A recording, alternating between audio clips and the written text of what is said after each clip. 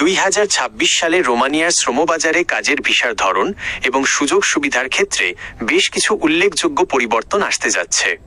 আপনি যদি রোমানিয়া যাওয়ার পরিকল্পনা করেন তবে নিচের তথ্যগুলো আপনার জন্য সহায়ক হবে। ভিসার ধরন, ভিসা টাইপস।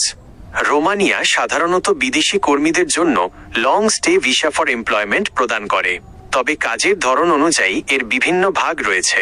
স্থায়ী কর্মী, পার্মানেন্ট ওয়ার্কার্স, দীর্ঘমেয়াদী চুক্তিতে সাধারণ কাজের জন্য। সিজনাল কর্মী, সিজনাল ওয়ার্কার্স, কৃষিকাজ বা পর্যটন খাতের মতো স্বল্পমেয়াদী, সাধারণত 3-6 মাস কাজের জন্য।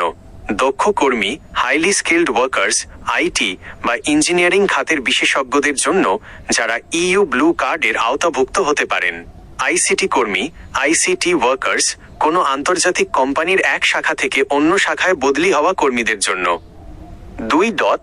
বেতন ও আর্থিক সুযোগ সুবিধা।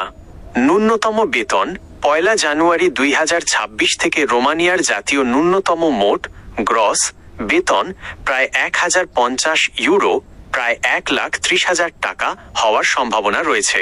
তবে কর কাটার পর হাতে পাওয়া নেট বেতন কাজের ধরন অনুযায়ী ভিন্ন হয়।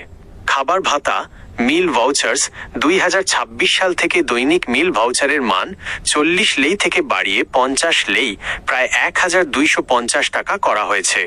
এটি বেতনের অতিরিক্ত হিসেবে পাওয়া যায়।